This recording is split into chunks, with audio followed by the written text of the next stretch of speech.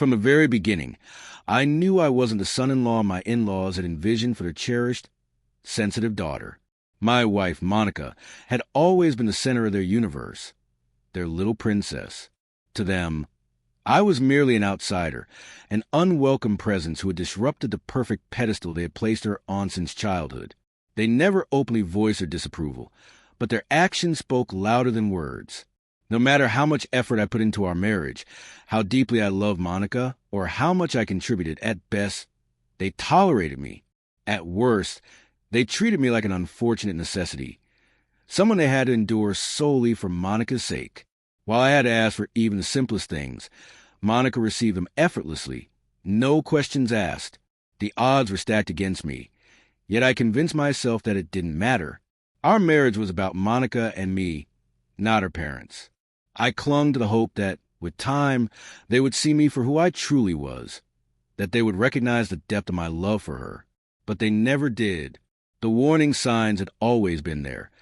The disapproving glances at family gatherings, the way her mother, Patricia, would sigh whenever I spoke, the condescending smile from her father, Gerald, as he patted my shoulder like he was reminding me I'd never be enough.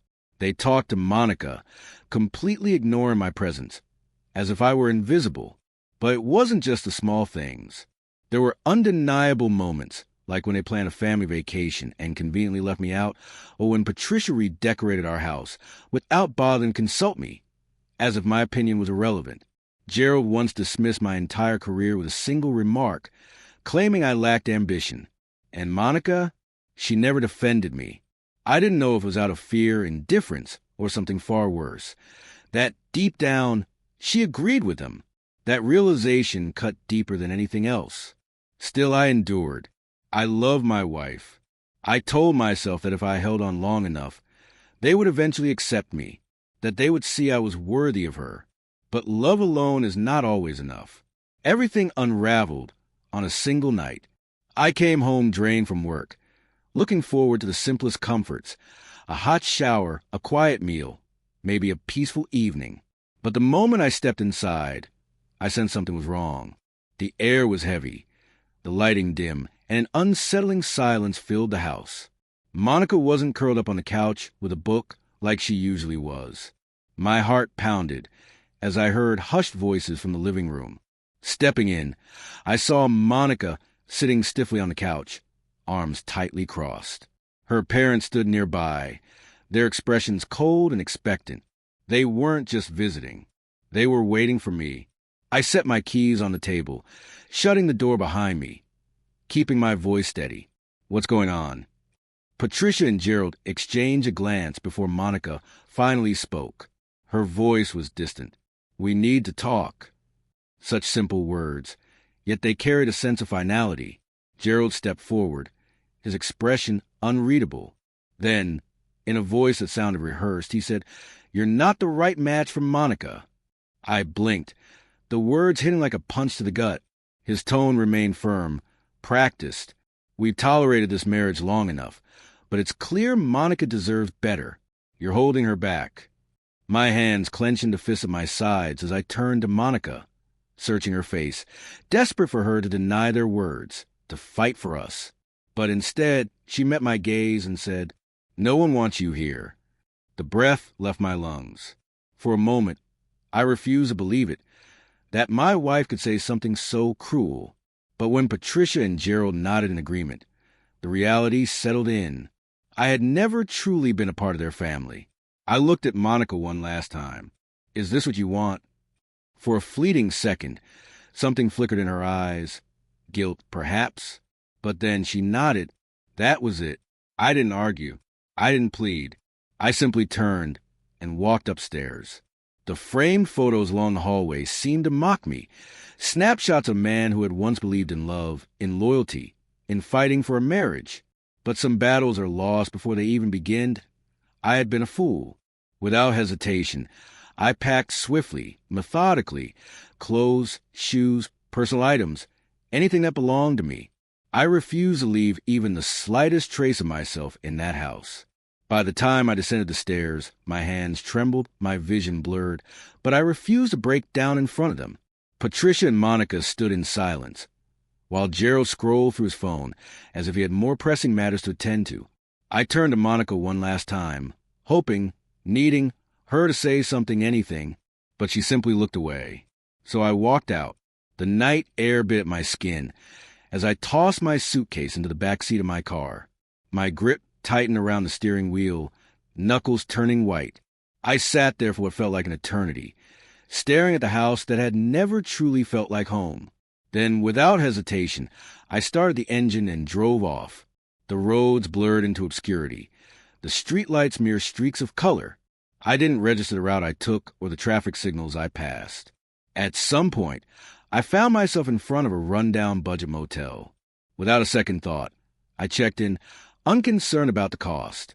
The room was cramped, dimly lit, and the bed creaked beneath my weight. But for the first time in years, I felt a strange sense of relief. No more constant validation. No more walking on eggshells. No more Monica. That night, I slept better than I ever had. Days passed before I bothered to check my phone. A string of unread messages awaited me, most from my mother, but one, sent in sheer desperation, caught my attention. "Monica, please, just answer me." Then another. "Patricia, he's in jail. We need money for bail." And finally, "Monica, this is serious." I stared at the messages for a moment before a smirk tugged at my lips. It had never been about me. They didn't miss me. They just needed a wallet. Taking my time, I finally typed out a response. "Me, not my problem." The reply came instantly. "Monica, are you serious? Really? This is my father we're talking about."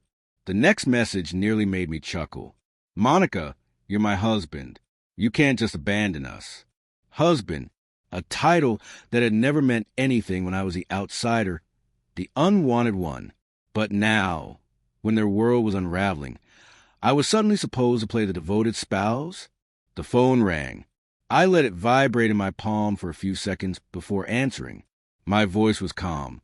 "What do you want?" Monica inhaled sharply, her frustration evident. "We need to talk." "I'm listening," I replied, though I couldn't have cared less. "You should come home," she said, her tone edged with urgency. I scoffed. "No, I really don't." Her breath came out in an exasperated huff. "Stop being childish. My father is in jail, and we have to bail him out." Mocking her words, I repeated, "Last time I checked, I wasn't part of your little family anymore." Her voice softened. "Please, this is serious."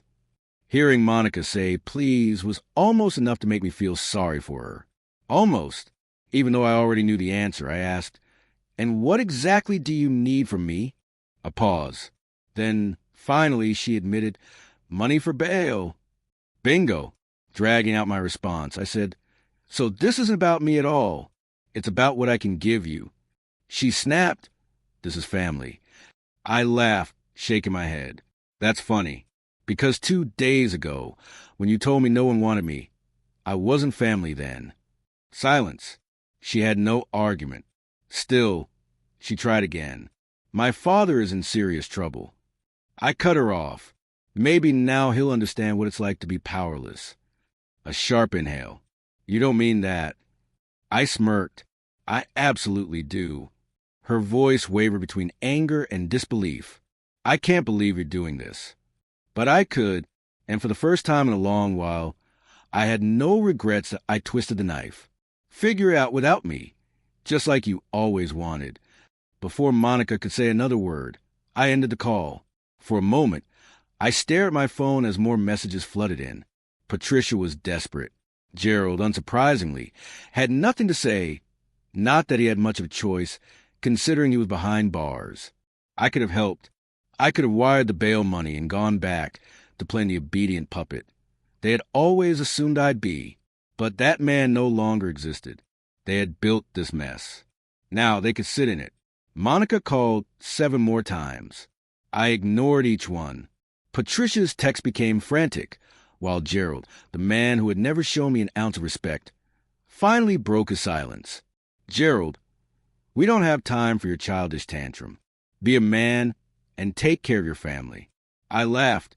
This was the same man who had belittled me for years, the same man who had told me, just 2 days ago, that I wasn't good enough for his daughter.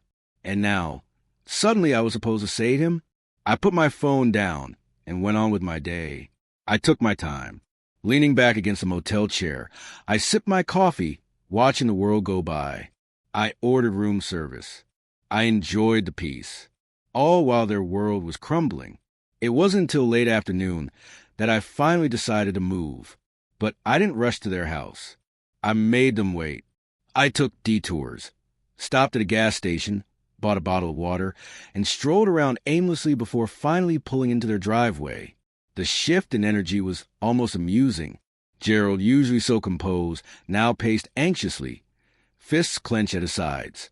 Patricia sat hunched on the porch steps, gripping her phone like a lifeline.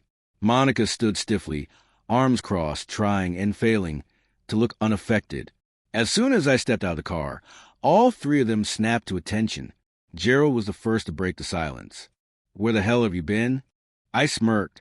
"Not here, just like you wanted." His jaw tightened, but he had no power over me anymore. Patricia was next, rushing forward. "You know why we called. This isn't a game." I casually shut my car door. "I know." Monica took a step closer, her voice quieter now, almost pleading. "We need you." I crossed my arms. "Oh, now you need me." I let the silence stretch, watching them squirm. Then finally I spoke. "You made it clear I wasn't welcome. You let your father belittle me, and your mother has never treated me like family. But now that Gerald is in trouble, suddenly I matter." Monica swallowed hard, her gaze dropping. Gerald, trying to regain control, stepped forward. "This is about family." I laughed, shaking my head. "Oh, now it's about family? That's funny, because 2 nights ago, I was nothing more than an inconvenience to you." Gerald's face darkened, but before he could speak, Patricia cut in. "We'll pay you back. Every cent." I raised an eyebrow, shifting my attention to Monica. "And you agree?" She hesitated for a second before nodding. "It's my father." I let the words hang between us. For years, I had fought to earn a place in this family. I had given, sacrificed, and endured, all for people who had never wanted me. Only what I could provide. Now, they still didn't want me. They just wanted my money. Gerald clenched his fists. I exhaled slowly, then nodded. "This isn't my problem." Panic flashed across Monica's face. "You can't just walk away." I tilted my head, smirked. "Watch me." Patricia tried again. "Please, you don't understand." I shook my head. "No, Patricia, you don't understand." Then, without another word, I turned and walked away. Monica shouted after me, but I didn't stop. I climbed into my car, shut the door, and for the first time since marrying into that family, I felt weightless. They had no hold on me anymore. As I pulled out of the driveway, I could still hear Monica calling my name. Once, that would have stopped me in my tracks. Not anymore. The sun was dipping below the horizon, painting the sky in deep oranges and purples. The open road stretched ahead, and for the first time in years, I was moving forward. Finally,